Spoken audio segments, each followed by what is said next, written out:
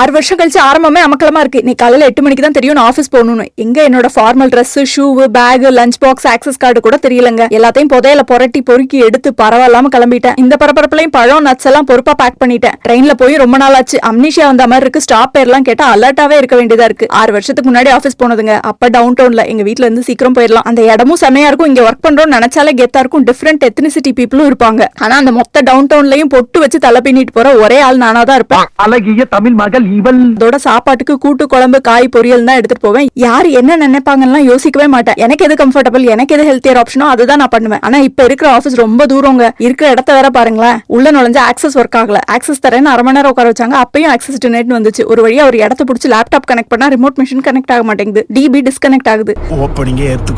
சரி, கொண்டு வந்த பழத்தையும் நட்ஸையும் சாப்பிட்டுட்டு சுத்தி முத்தி பார்த்தா ஒரே ஹிந்தி சேனலா இருக்கு. நம்மளுக்கு வேற ஹிந்தி தெரியாது. யார்ட்டையும் பேச முடியல. பூஜா கரானா ஹை, பூஜா கரானா ஹை. தனியாவே லஞ்ச் சாப்பிட்டேங்க. அதுக்கப்புறமும் இஷ்யூ ரிசால்வ் ஆகல. 1.5 மணி நேரம் ட்ரெயினை பிடிச்சி வீட்டுக்கு வந்து திரும்ப கனெக்ட் பண்ணேங்க.